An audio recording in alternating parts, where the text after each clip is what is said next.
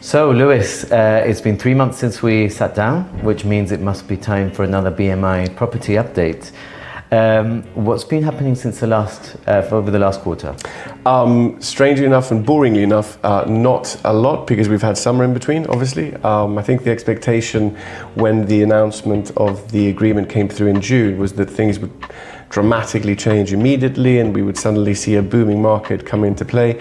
I think the reality was that wasn't going to be the case. I think we more or less alluded to that.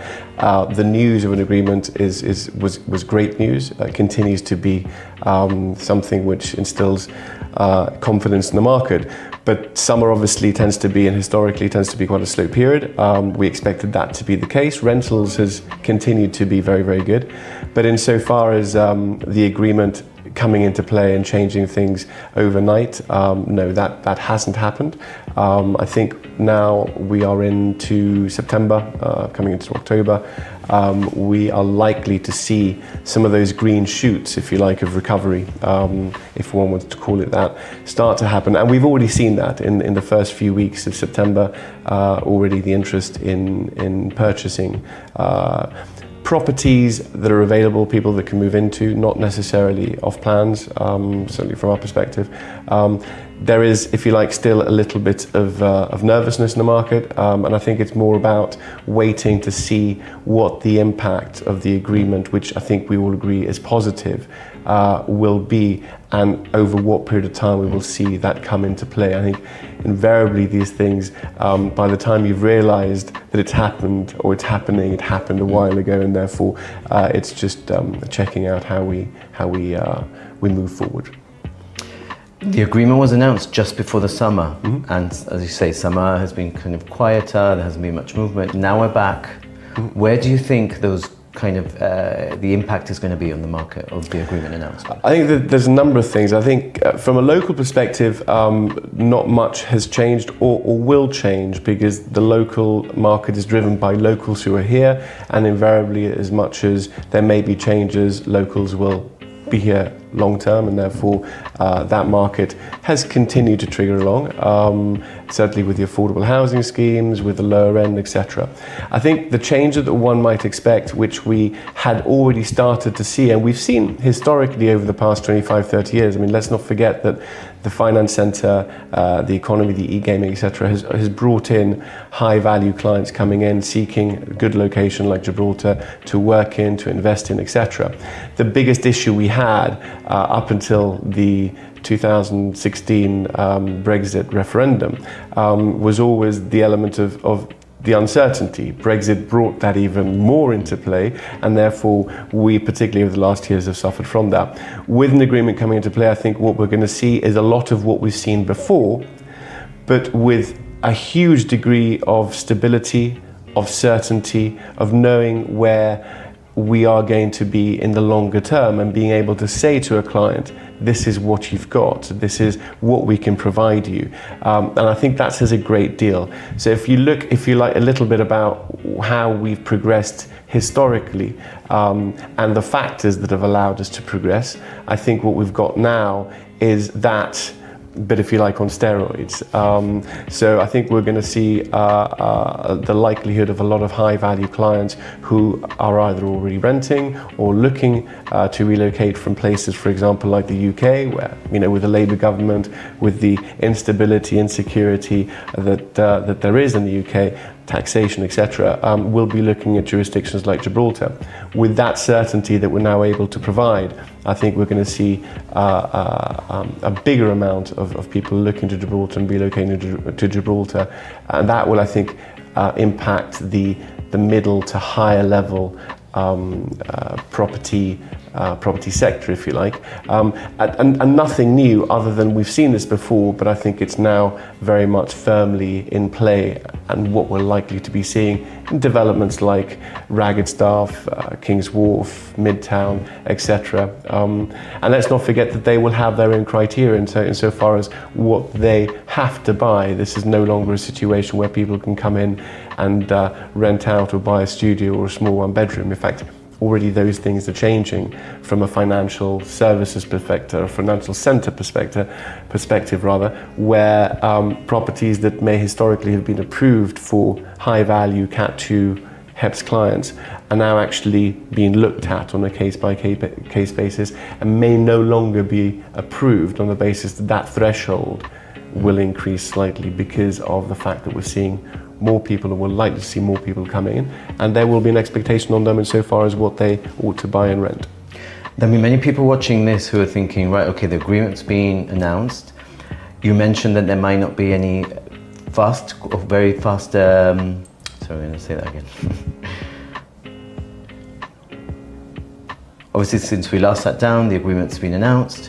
As you mentioned, there might not be any short-term kind of changes from it. And I know this is a quarterly update, but can you tell anyone who's watching to put look further in the future? What would be the bigger changes coming on the horizon? I think that the bigger changes we'll see, and it really it's that the whole design of the agreement in the main has been driven to protect what has been successful over the past 25 years, and that's the economy, and within that financial services, e-gaming, insurance, another related service that we have. So I think that element alone is going to drive the market in the way that we've seen, but obviously now with the certainty I talked about. I think invariably because of that we will see, and we are seeing, high value clients, family offices, private clients coming in, investing in Gibraltar. I think that changes the dynamic, the culture to a degree of Gibraltar. It's something that's been slowly changing over the past 25, 30 years, but maybe more acutely so now. Is that a good thing? In general terms, yes, for the economy, because without it, the economy would not have survived in the way that we've enjoyed as Gibraltarians, that we've enjoyed it, and I speak as a Gibraltarian, of course, myself. But I think the reality is we have to accept that there will be more high-value, wealthy clients coming to Gibraltar because of the benefits that they will have by becoming resident in Gibraltar. There will be an expectation, as I mentioned before, insofar as what they can purchase and what they can rent. This isn't just a freebie of anything. There will be an expectation of how much they're worth as well, and I would imagine that the Finance Centre is already looking at changing those thresholds too, insofar as the value that one would need to declare insofar as self-worth, net worth rather, to be able to apply for residency and Cat 2 or HEP status in Gibraltar. I don't think that's a bad thing, because the access that they're then able to enjoy by becoming resident in Gibraltar is pretty special. English speaking, English legal system, regulated in Schengen, access, freedom of movement into Spain. I think the benefits are endless. these are huge benefits, and therefore, I suppose one needs to be careful and act with caution so far as the volumes of people that may be interested in coming. But I think invariably that will start to happen, and it goes back to your question of, well, why may we not have already seen this huge growth since June? Well, it doesn't happen overnight. But I think already we're starting to see these things. So yeah. How would you describe the state of our kind of sales sector and of the market? At the moment, as has been the case for the past couple of years, it has been slow. We've seen properties go on the market being sold. We've seen a number of fall throughs, and I think that's another indicator of the market being a bit nervous. People going for properties, then pulling out, chain sales not completed, and I think that's just been the mood over the past 2 and 3 years since. I think I've mentioned this before, 2022, I think, mid-2022, but we're starting to see that change, and I expect that confidence to come in, as mentioned already, quite sort of, not aggressively, but certainly to come in soon, and we're already starting to see that now in September, October. I think the reality is that we'll hopefully see some good positive notes towards the end of the year and beginning of next year. Yeah. With the state of the market, It's slow, but there's positive kind of signs on the horizon. Where are the opportunities for anyone who's looking to buy a property right now? I think there are opportunities everywhere, because the reality is that the rates per square meter and prices have fallen and been dropping on average by about 5% per year over the past couple of years. In certain situations, we've seen the value drop on certain properties by up to 25-30%. That's not to say that we can't ignore the fact the market grew by up to 50 to 100% between 2020 and 2022. So it's not really been a recession, but more of a realignment. Look, there are movements and interesting.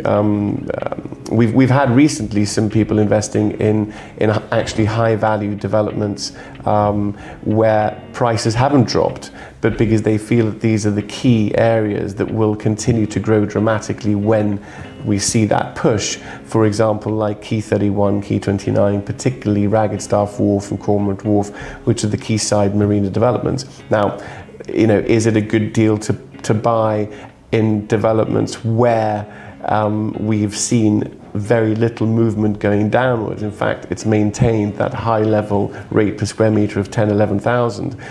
Some may argue no, because others have fallen more. Some may argue, as has been the case, that actually it's worth going for these properties, because those are the ones where we'll see even bigger growth as we see the agreement, if you like, come into play.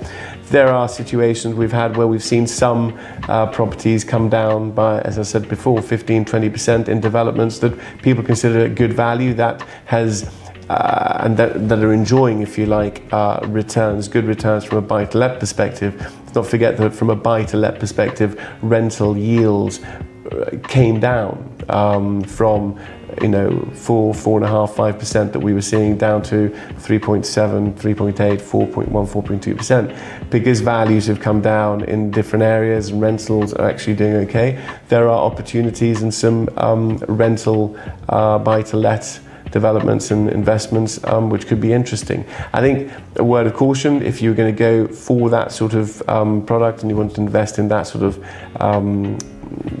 segment, if you like, do so where there aren't huge volumes of these properties.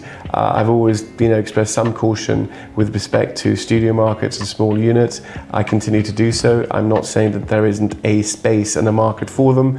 I would just say that if you're looking for investment, do so in segments where there isn't an oversupply. Now, at the same time, you could pick up some great value properties because there is an oversupply in certain segments, like studios, etc. And that might be something that people want to go for. So I think in general terms, and I think I'm trying not to be vague or be all things to all people, but I think there are movements and spaces for investment in all aspects. Depends what your profile is. Finally, we see some private investors and family offices coming into Gibraltar who are looking at a specific property model, if you like, buildings that are well let, the commercial sector. If you look at offices in Gibraltar, that again generally hasn't seen a huge downturn insofar as people leaving. In fact, quite the opposite, where we may not have seen property growth so far as value is concerned, and it's sort of been a bit damp. What we've also seen is that not many people, if any, or companies have left. In fact, they've all stayed. We may have struggled to bring in a lot of big new companies, but those who have been here during that growth have remained here and continue to do so. I think that says a great deal. So there's obviously margin and interest in that commercial activity. I think there's also huge potential for how the retail sector is going to change with the agreement. I think the business model of the retail sector may and will see changes with the transaction tax which comes in, and obviously that will affect retailers and wholesalers to a degree. And as much as, yes, it could be nerve-wracking and I'm sure concerning for those in that sector, I think there are opportunities. The fact that we plan and we foresee more high-value clients coming to Gibraltar who will invariably need to spend time in Gib. We're no longer brass plating. We're no longer seeing, as we did years ago, Cat 2s and HEPs individuals coming into Gib and saying, well, I'll just rent out an apartment but actually stay in a hotel for the 4 or 5 days of the year that I'm going to be here. Yeah. These are people who are actually spending time in Gibraltar and therefore spending money in Gibraltar. So I think the retail business model has a great deal of scope. I'm not in the retail market, but I'm sure there will be opportunities. Some opportunities there. You may not be able to answer this one, and I think again it comes to the crystal ball, kind of looking at trends, etc. With the agreement coming in, you may have some people who choose to rent, for example, in Spain. Does that have any impact on the buy-to-let market? Well, I think that there may be some changes there. I think it's one of the things I touched on with the studio market. Sometimes, I mean, I always, I'd love to be proved wrong because it'll be good for all of us, but I've always wondered where the end user is really going to be with the volumes that we're building. I think that, when you say, I think you mentioned the word danger there, from a cultural point of view, Gibraltar, I think, we'll see changes. We've seen that already. I mean, I'm happy to declare my age. I'm 52, and when I was a teenager, Gibraltar was a very, very different place to what it is today. We knew everyone. You could walk. As much as it continues to be a safe place to live in, it's the dynamic and the culture of it has changed dramatically. I think that there's potentially a danger, danger or not. I mean, for young Gibraltarians to. And they may choose to do so because it's what they want to actually take the opportunity of living in Spain if they want to. I've had clients come to me and say, why am I going to? If there's a freedom movement, I can live in Gibraltar, I can work in Gibraltar. Yes, taxes in Spain are higher, etc. But why am I going to spend £250,000, £300,000 on an affordable housing property, for example, which I have a right to as a Gibraltarian, when I can spend €200,000 for a townhouse or semi-detached villa in Santa Margarita, or Alcaidesa, or Los Valles, whatever. And I think there's a lot to be said for that. That may happen. I'd like to think that not many Gibraltarians will choose to do that, but they can do. Will that affect the rental market in Gibraltar? Not necessarily from that perspective, because not a lot of Gibraltarians tend to rent out the properties in the rental market that we are involved in. We tend to rent out mainly to newcomers to Gibraltar or people coming into work for the gaming industry, etc., who invariably will need to have a property in Gibraltar to enjoy tax status, to enjoy the benefits that they might do from a educational point of view in terms of their children are going to school, etc. So I'm not necessarily concerned about that, but I do think, of course, there's going to be margin for people to think, well, hang on a second, it'll be easier. There'll also be those who work in let's not forget, the gaming industry that employs, biggest employer in Gibraltar. 75% of employees in the gaming industry already live in Gibraltar. Already live in Spain and work in Gibraltar. So that probably isn't going to change. And the only benefit there is that they can now rest easy, that they don't have queues to come in and out. So I think, it's something to keep a watchful eye on from a Gibraltarian perspective as well as from a cultural perspective. But maybe not from a demand perspective. And it depends where. Maybe from a studio point of view, one bedroom, is someone who is worried about queues at the moment and has a studio because they just want to be here. Is that person going to think, well, actually, we don't really need a studio anymore. I know I don't have queues anymore. I can very easily just be in Spain. If you are going to live in Gibraltar and you want to take benefits of what Gibraltar has to offer in general terms, and you have a family, for example, in general terms, studio or one bedroom doesn't cut it anyway. So I think we'll have to see. Like I said, I think there's a market for everything.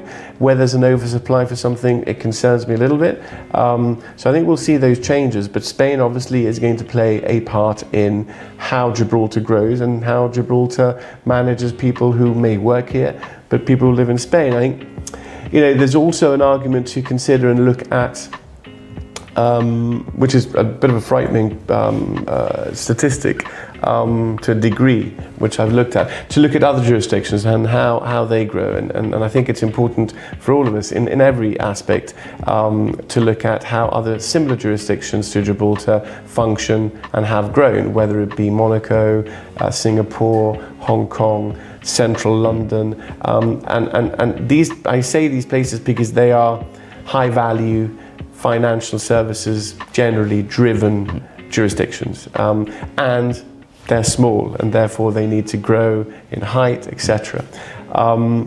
One of the interesting sort of stats that I saw recently with Monaco, for example, is that I think their population is quite similar to ours. They're at 39,000 in total, I think, and I think we're probably likely to be at the States 35, something like that.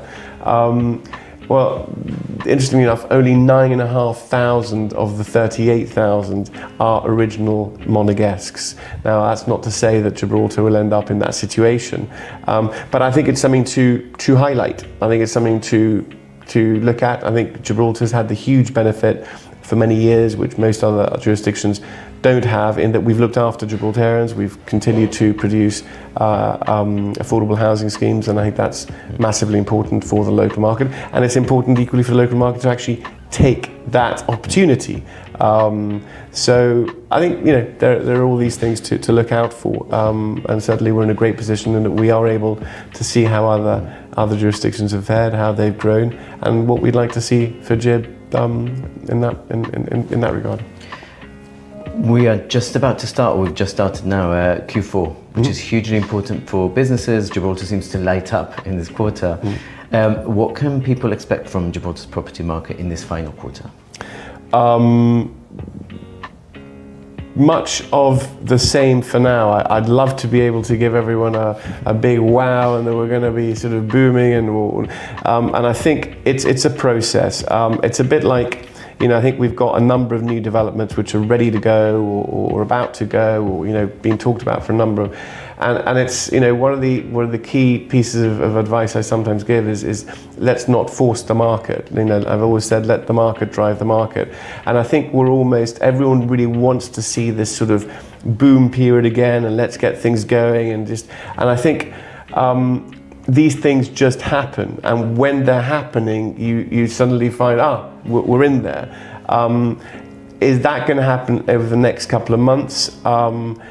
It's possible. We're starting to see some energy, but I still think it's early days. I still think that we need to be very careful insofar as forcing that market. Sometimes doing so can have a negative effect. And don't get me wrong, I'm not trying to sort of present this as a negative quarterly update. Quite the opposite. I think we've been able to, you know, we've been able to breathe easier since June, and we now take the opportunity, if you like, to plan forward on I think what generally everyone believes will be a positive next few quarters and years to come. But I think, you know, the answer is there isn't anything wow and magnificent, in my view, that's going to happen in the next couple of months, other than banking on what we've achieved and continuing to grow that. And I think what's certainly the case is that the downturn in prices across the board is arrested, if you like. It has stopped and paused, and I think we're at the bottom of that curve. But whilst let's not forget that there are segments in the market that never went down. So in general terms, you know, I'm optimistic, and yeah, we'll hopefully have wow news for you and for ourselves in January during the next update. Absolutely, I think more of the same for now. Exciting things coming, and watch out and be ready for when the change comes. Yeah. Thank you, Lewis. Thank you very much. Thank you.